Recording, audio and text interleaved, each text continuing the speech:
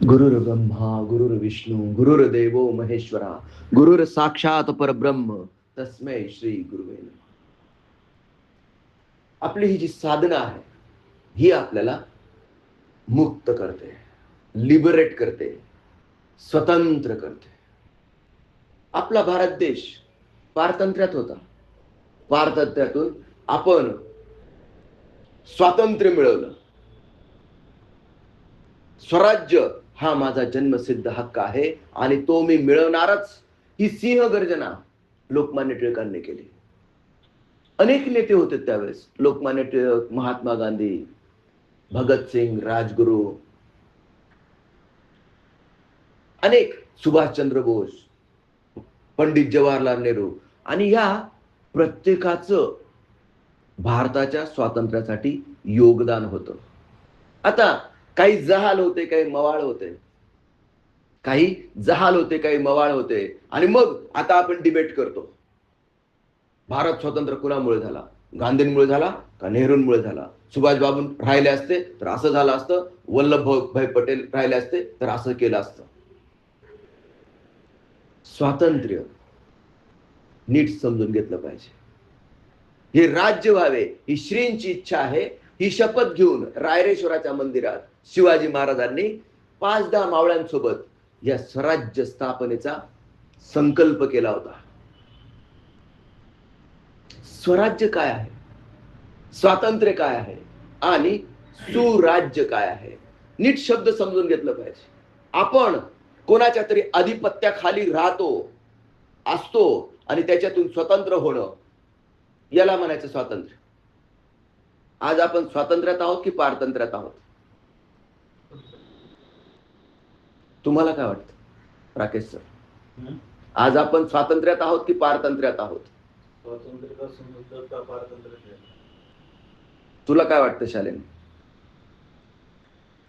नाही, भौतिक दृष्टिकोनातून जर बघितलं तर आपण स्वतंत्र असेल, आध्यात्मिक दृष्टी बघितलं तर आपण स्वतंत्र नाही. कुणाचे गुलाम आहोत? देवाचे गुलाम आहेत म्हणे. देवाने काय तुझ्याकडनं गुलामगिरी करवली? देवाने तुझ्याकडनं ते व्हिडिओचं रूपांतर करून घेतलं का? गुलामी करून घेतली तुझ्याकडनं? देवाने तुझ्याकडनं काय गुलामी करून घेतली? मनाचे गुलाम आहोत आपण. मनाला काय पाहिजे? मनाला काय पाहिजे? वडापाव. मनाला काय पाहिजे? पाणीपुरी. मनाला काय पाहिजे? पाऊस पडतोय, नाणेघाटला जाऊ फिरायला.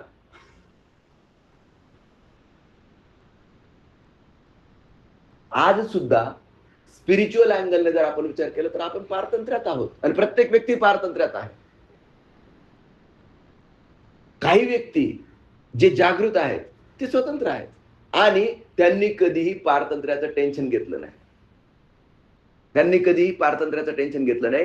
पण ज्यांना या पारतंत्र्याचं टेन्शन होतं त्यांनी स्वतःचं जीवन सुद्धा समर्पित करून टाकलं. कशासाठी? कशासाठी? स्वातंत्र्य मिळवण्यासाठी. आज आपण इंग्रजांच्या गुलामगिरीतून मुक्त आहोत, पण भ्रष्टाचाराच्या गुलामगिरीत अजूनही दडपलेलो आहोत. Yes or no? जे हे काय होतं हे मुंबई पुणे हायवेला कनेक्टिंग लिंक, सी लिंक नाही, आता जे ब्लॉक झालं ते काल परवा, missing link. Missing link, sea link नाही, missing link.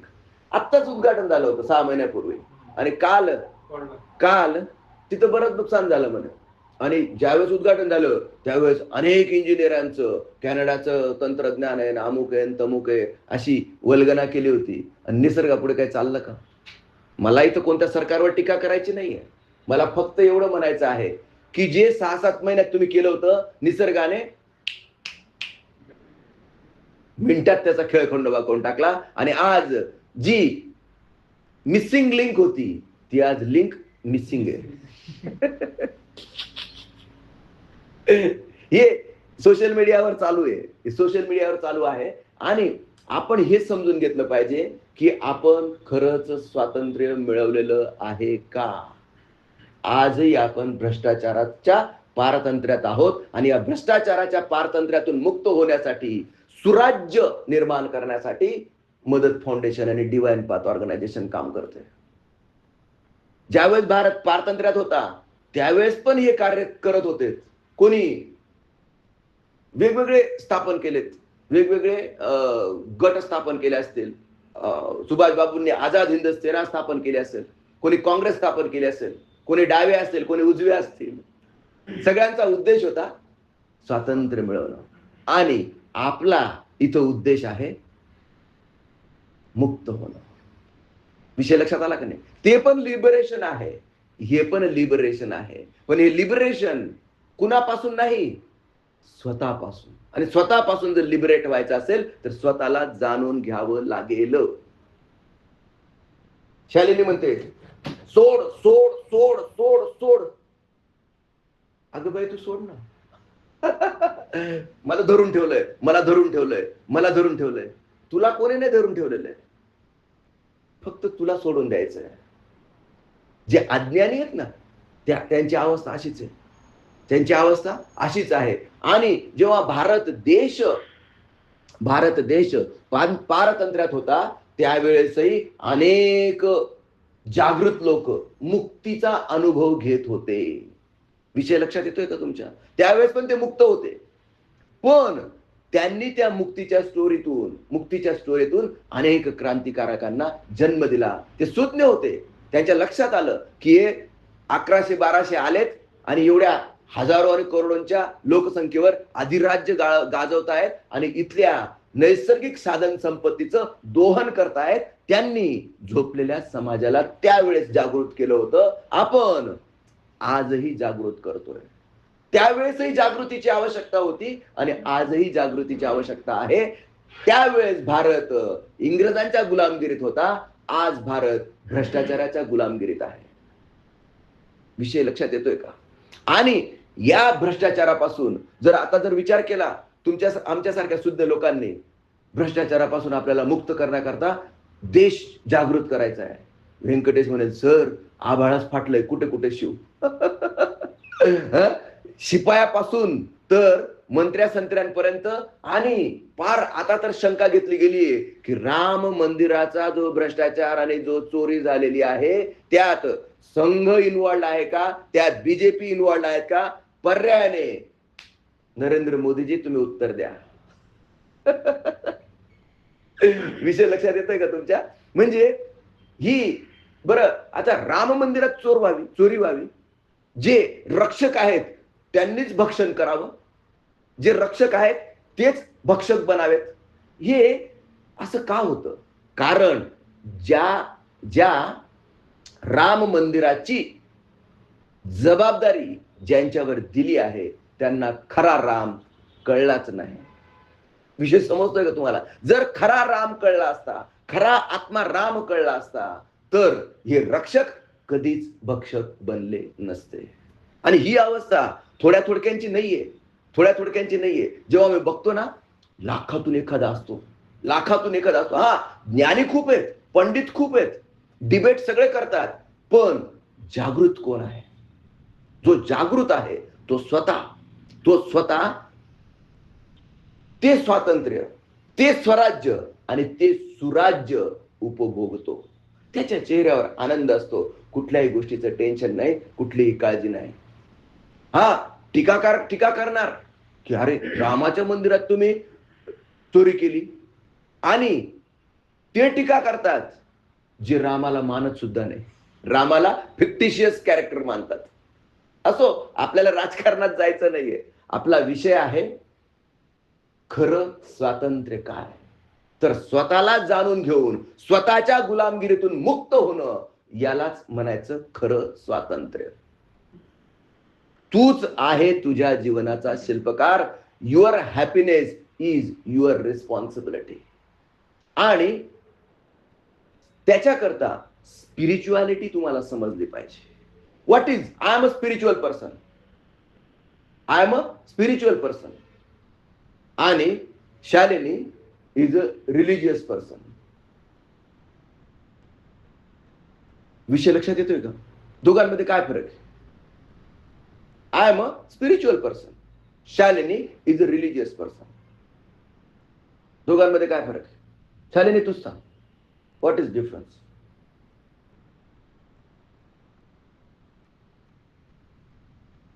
Venkatesh, Rakesh sir. तुम्ही आध्यात्मिक माणूस आहात आणि शारीरिक धार्मिक माणूस.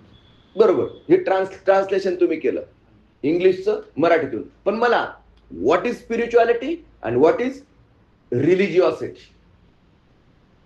धर्म, आता धार्मिक म्हणजे धर्माचं पालन करणं. धर्मात आपल्याला कसं काय खायचं, काय कसं राहायचं आणि कसं हे धर्म आपल्याला हे सगळ्या गोष्टी शिकवतो, कम्युनिटी वगैरे कशी काय असणार.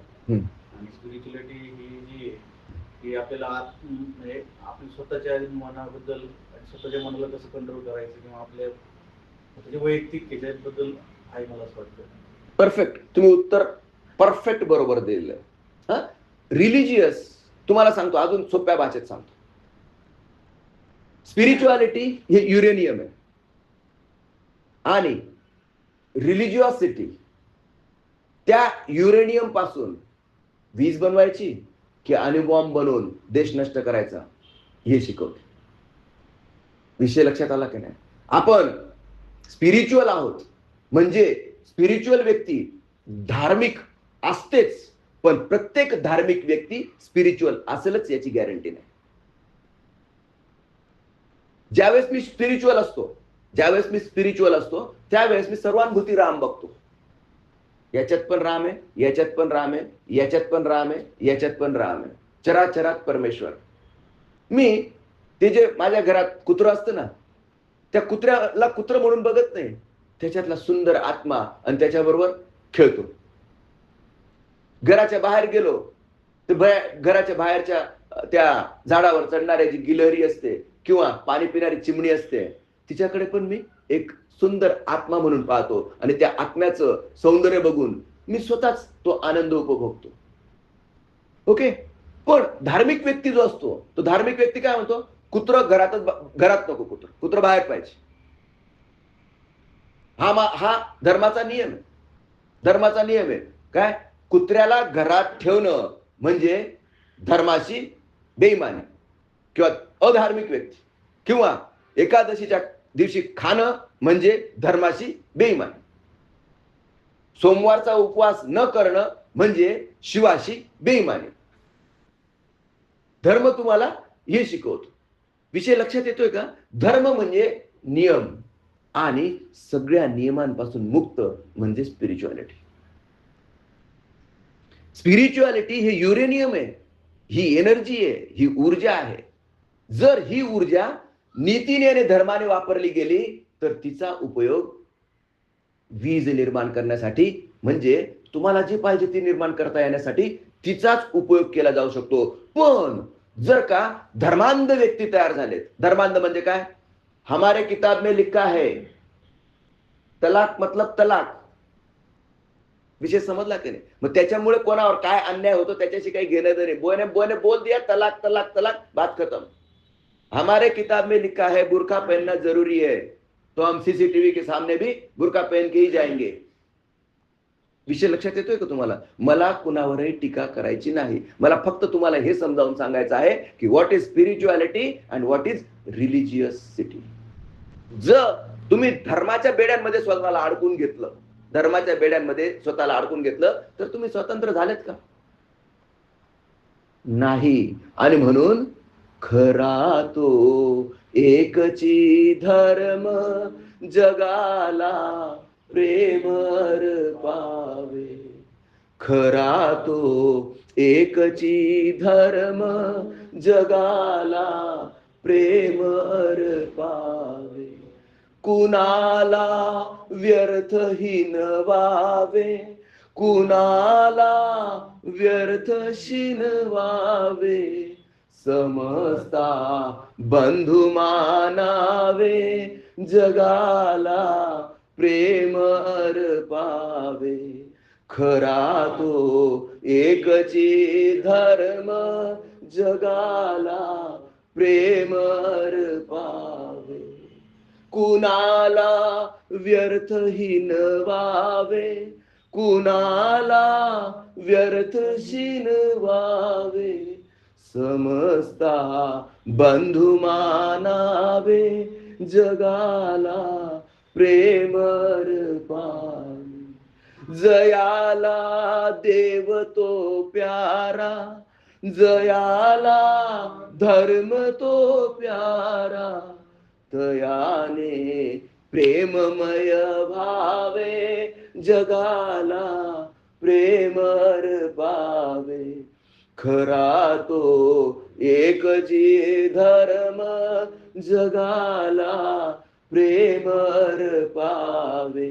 आणि मग तुम्हाला सांगितलं सरांनी काय, प्रेम अर्पवायला सांगितलं. मग दिसली पोरगी की अर्पण केलं प्रेम, दुसरी दिसली की केलं अर्पण प्रेम, तिसरी दिसली की केलं आमिर खान सारखं अर्पण प्रेम. तीनदा प्रेम अर्पण केलं भाऊने. मला टीका करायची नाही कोणावर. तुम्ही मला सर तुम्ही तर बिंदास टीका करतात आणि नंतर म्हणतात मला टीका करायची नाही कोणावर. अरे जे चुकीचं चाललंय ते दाखवावं लागेल ना. Yes or no? जे चुकीचं चाललं आहे ते दाखवावं लागेल. आणि जो जागृत आहे, जो स्पिरिच्युअल आहे, त्याचं तेच कार्य आहे. काय?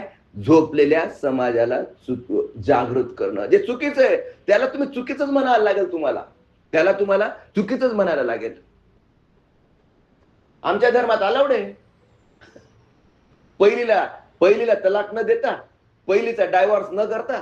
नहीं, हमने एक बार बोल दिया तलाक तलाक तलाक और इसका कुछ कंप्लेंट थोड़ी है. इसने कंप्लेंट थोड़ी किया है, वो तो मेरे नेक्स्ट शादी में शरीक हो रही है, तो चलो भाई बजाओ बैंड बाजा. क्राइटेरिया क्या है शादी करने का? सिर्फ हिंदू से ही शादी करोगे? मुस्लिम में सौंदर्य खत्म हो गया, जो बुरखे में ढका हुआ है वो सौंदर्य खत्म हो गया? ये मेरा सवाल है, उस तक पहुंचना चाहिए, इसलिए रिकॉर्डेड है. बात समझ लो. सांगायचा मुद्दा फक्त एकच आहे. सांगायचा मुद्दा एकच आहे की ना हिंदू ना मुस्लिम. अरे तू आणि मी आत्मरूपाने आपण एकच आहोत. पण जेव्हा स्पिरिच्युअल व्यक्ती, काय बोलतोय मी नीट समजून घ्या, स्पिरिच्युअल व्यक्ती धार्मिक असतेच, ती नीती आणि धर्माचं पालन करतेच. पण प्रत्येक धार्मिक व्यक्ती स्पिरिच्युअल असेलच याची गॅरंटी नाही. ती धर्मांध असते आणि तिच्या वासना, तिच्या इच्छा, तिच्या अपेक्षा ती त्या धर्माच्या नियमामध्ये इन्स्टॉल करून, त्यांचा वापर करून स्वतःच्या वासना, स्वतःच्या इच्छा, आकांक्षा आणि अपेक्षा पूर्ण करून घेते. आणि पुढे कोणाला केलं जातं? धर्माला. आम्हाला अलाउड आहे, आम्हाला चालतं, आमच्यात चालतं आणि कोणाची तक्रार नाही ना. मग तुम्ही कशाला तुमची जळते का? तुम्ही बी करा. असो. खरं स्वातंत्र्य काय आहे? खरं स्वातंत्र्य म्हणजे मुक्त होणे, स्वतःच्या मनाच्या बेड्यांमधून मुक्त होणे. अरे हो, तुम्ही आज धर्माच्या आड लपून चुकीच्या गोष्टींची पण भलावण करतायत. तुम्ही आज चुकीच्या गोष्टींची धर्माच्या आड लपून भलावण करतायत. पण हीच व्यक्ती सत्यमेव जयते. आणि आता कसं, आता काय करते? विषय समजून घेतला पाहिजे आणि हा प्रश्न विचारला गेला पाहिजे. सत्यमेव जयते आणि आता तुम्ही काय करते? याच्याने तुम्ही आदर्श आहात. तुम्हाला फॉलो करणारे हजारो लाखो लोक आहेत, करोडो असतील कदाचित. त्यांनी काय आदर्श घ्यायचा तुमच्याकडून? आणि तुम्ही समाजात कोणता पायंडा पाडत आहात? ठीक आहे, व्यंकटेने 4 लग्न केलेत ना, कोण विचारतंय त्याला? विषय लक्षात आला की नाही? व्यंकटेने 4 लग्न केलेत तर त्याची मर्यादा चाकणपुरती. पण हा इंटरनॅशनल माणूस आहे ना, याला फॉलो करणारे हजारो फॉलोअर्स आहेत, लाखो करोडो फॉलोअर्स आहेत. आणि मी त्याचा भक्त आहे, तो माझा आदर्श आहे. त्याची बॉडी आणि काय त्याचा पिक्चर आणि काय त्याचं दिसणं, काय त्याचा रुबाब, आणि मला त्याच्यासारखं बनायचंय. म्हणजे झाला का सत्यानाश? विषय लक्षात घ्या. एखाद्या छोट्या व्यक्तीने एखादी चूक केली तर तिचं जास्त नुकसान होत नाही, तिचं सामाजिक दृष्ट्या जास्त नुकसान होत नाही. पण ज्याला समाज फॉलो करतोय त्या व्यक्तीने चुकीची गोष्ट करणं हे जास्त मोठं सामाजिक, मी असं म्हणेन की हा क्रिमिनल गुन्हा आहे. हा क्रिमिनल गुन्हा आहे आणि या गुन्ह्याकरता यांना जेलमध्ये टाकलं पाहिजे, कारण यांच्यामुळे समाजाचं एवढं नुकसान होतंय. अरे आमच्यासारख्या किंवा आमच्यासारख्या जागृत लोकांना किती मेहनत करायला लागते झोपलेल्या समाजाला जागृत करायला, आणि यांना एका मिनिटात लोकांना भरकटवून टाकतात, एका क्षणात लोकांना भरकटवून टाकतात. जरा यांनी आदर्श घेतला पाहिजे. कोणाचा आदर्श घेतला पाहिजे? सूर्यसेन हा एक महान क्रांतिकारक होता. भारत जेव्हा पारतंत्र्यात होता त्यावेळेस भारताला स्वातंत्र्य देण्याकरता हा बंगाल टायगर होता. याला लोक मास्टर दा म्हणायचे, त्याचे स्टुडंट त्याला मास्टर दा म्हणायचे. आणि हा सूर्यसेन बालपण, आई वडिलांचं छत्र हरवलं, काकांनी त्याला शिकवलं, काकीचा काय सावत्र भाव, आणि याच्यात ह्या सूर्यसेन नावाच्या मुलाने अभ्यास सोडला नाही. गोष्ट आहे 1934ची. वय होतं फक्त 28 वर्ष. अरे 28 वर्षाच्या या तरुणाने अभ्यास करून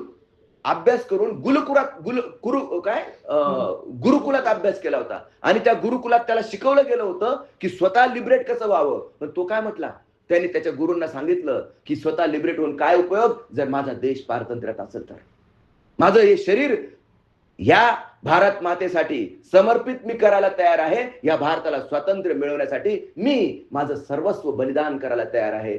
त्याच्या गुरुने त्याला सांगितलं, अरे राजा, तू स्वतः लिबरेट हो, यांच्या नादी लागू नको, करतायत बाकीचे लोक, आणि जर तुला करायचं असेल तर यस यू कॅन डू.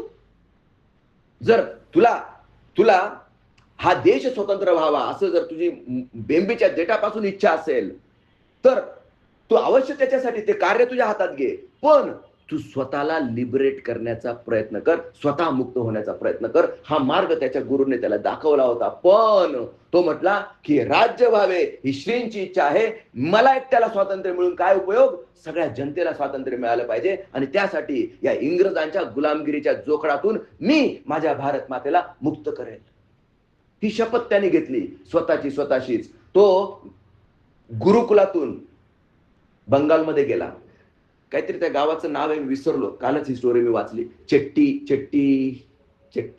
असं काहीतरी आहे ते गाव. आता बेंगॉलचा शब्द असल्यामुळे माझ्या लक्षात नाही, पण त्या गावात त्यांनी त्याच्या मित्रांची एक जशी आपली मदत फाउंडेशन आहे अगदी तसंच संघटना स्थापन केली, आणि त्या मुलांना, त्याच्या मित्रांना जागृत केलं, स्वातंत्र्याच्या प्रती जागृत केलं. त्याने बंदुकांचं शिक्षण वगैरे घेतलं. आणि त्यावेळेस ते जे गाव होतं, ते बंगालमधलं जे गाव होतं ते इंग्रजांचं हब होतं. म्हणजे इंग्रज तिथून तेलाचा व्यापार करायचे जहाजाने. नंतर बऱ्यापैकी जशी आता मुंबई भारताची राजधानी आहे तशी बेंगॉलमधली ती राजधानी होती. तिथे एक इंग्रजांचा क्लब होता, आणि इंग्रजांचा क्लब स्पेशल तिथं Indians and dogs are not allowed असं लिहिलेलं होतं. इंडियन्सला तिथं अलाउडच नव्हतं, तिथं फक्त युरोपियन लोकच त्या क्लबमध्ये जायचे. आणि हे सगळे विषमता आणि सगळं बघून याने स्वातंत्र्य मिळवण्यासाठी प्रयत्न केला. आणि तुम्हाला आश्चर्य वाटेल, फक्त 65 लोकांनी बंदुकांचं नियोजन केलं, आणि भारत स्वतंत्र व्हायच्या आधीच त्या युरोपियन क्लबवर आणि त्या गावावर भारताचा स्वातंत्र्याचा झेंडा, काही रात्रीच तो राहिला तिथं, पण ह्या व्यक्तीने आणि फक्त बरोबरच्या 65 लोकांनी हे कार्य करून दाखवलं. हे कार्य करून निदान 3 दिवस का होईना त्या गावावर झेंडा इंग्रजांचा नव्हता, कुणाचा होता? स्वतंत्र भारताचा होता. आणि हे घडलं 1934 मध्ये. या अशा गोष्टी घडल्या नसत्यात तर कदाचित 1947 साली आपल्याला स्वातंत्र्य मिळालं नसतं. हा, इंग्रज चिडलेत, इंग्रज रागावलेत आणि फतवा काढला त्यांनी की कोण आहे रे हा, पकडा याला. आणि पूर्ण इंग्रजांची सगळी सिस्टीम या टोळीला शोधण्यात व्यस्त झाली. 3 वर्ष कधी साधूचा वेश, कधी संन्यासाचा वेश, कधी टीचरचा वेश, असं करून हा जो ग्रुप होता हा कधी जंगलात इकडे तिकडे लपून राहिला. पण 3 वर्षानंतर इंग्रज जास्त वैतागले की अरे 3 वर्ष झालेत अजून सापडत नाही. त्यावेळेस 10,000 रुपये इनाम ठेवला गेला. कुणावर? सूर्यसेनवर 10,000 रुपये इनाम ठेवला गेला आणि त्याचाच मित्र जवळचा नेत्रसेन नावाच्या व्यक्तीने फितुरी केली आणि आणि पूर्णच्या पूर्ण गिरोह पकडला गेला. पूर्णच्या पूर्ण गिरोह पकडला गेला. इंग्रजांनी नेत्रसेनला 10,000 रुपये देऊन टाकलेत. पण या सूर्यसेनचं काय केलं असेल? सूर्यसेनचं फाशीची शिक्षा तर त्याला दिलीच होती, पण फाशी द्यायच्या आधी त्याचे नख उपटले गेलेत. आणि जेव्हा नख उपटले गेलेत त्यावेळेस जी किंकाळी त्याच्या घशातून निघाली, त्या किंकाळीनंतर त्याची किंकाळ्या थांबल्याच नाहीत. सकाळपर्यंत रात्री दीड वाजता या इंग्रजांनी त्यांची एक एक नख पहिले उपटलेत. हातोड्याने दात पाडलेत. कल्पना करा, विदाऊट अॅनेस्थेशिया हातोड्याने दात पाडलेत आणि एक एक जॉईंटवर हातोड्याचा प्रहार करून एक एक जॉईंटचा चक्काचूर करून टाकला. या किंकाळ्या रात्री 1:30 पासून तर पहाटे 6 वाजेपर्यंत चालू होत्या. शेवटी 6 वाजता या किंकाळ्या क्षीण झाल्यात.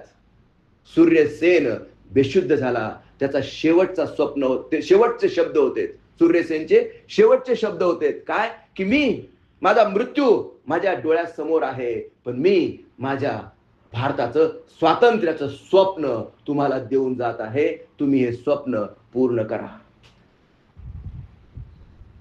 बेशुद्ध माणसाला यांनी या आताताईंनी फासावर लटकवलं आणि तेवढ्यावर थांबले नाहीत. त्याचं जे शरीर होतं, सूर्यसेनाचं शरीर जे होतं ते एका पेटीत टाकलं आणि बंगालच्या खाडीत फेकून दिलं. कल्पना करा या अत्याचाराची परिसीमा, कल्पना करा. हे फक्त कशासाठी होतं? स्वातंत्र्यासाठी होतं. हा स्वातंत्र्याचा लढा हे लोक लढलेत आणि म्हणून आज आपण स्वतंत्र भारतात राहतोय असं आपण फक्त म्हणतोय, पण आपण आजही तेव्हा इंग्रजांच्या गुलामगिरीत होतो आणि आज आपण भ्रष्टाचाराच्या गुलामगिरीत आहोत. या भ्रष्टाचाराच्या गुलामगिरीतून मुक्त कोण करणार? फक्त आणि फक्त तुम्ही जागृत झालात तर आणि तरच एका जागृत समाजाची निर्मिती होऊ शकेल आणि हा जागृत समाज भ्रष्टाचार मुक्त होऊ शकेल. नाहीतर तुम्ही कितीही 15 ऑगस्टला भलसागर भारत हो, विश्वात शोभून राहो, कितीही स्वप्न बघा, हे स्वप्न तुमचं कधीही पूर्ण होऊ शकत नाही जोपर्यंत तुम्ही स्वतः जागृत होत नाही आणि ही जागृती समाजात पसरवत नाही. तर तुम्ही स्वतः जागृत व्हावं. स्पिरिच्युअलिटी काय आहे आणि रिलिजिओसिटी काय आहे हे नीट समजून घ्या. स्पिरिच्युअलिटी इज अ युरेनियम आणि या युरेनियमचा वापर तुम्ही अणुबॉम्ब बनवण्यासाठी करणार की वीज निर्मितीसाठी? Choice is yours. तुम्ही सर्वांनी या स्पिरिच्युअलिटीच्या मार्गावर चालून स्वतःला मुक्त करून घ्यावं या शुभेच्छेसह आजच्या सत्संगाला आपण विराम देऊया. श्री गुरुदेव दत्त.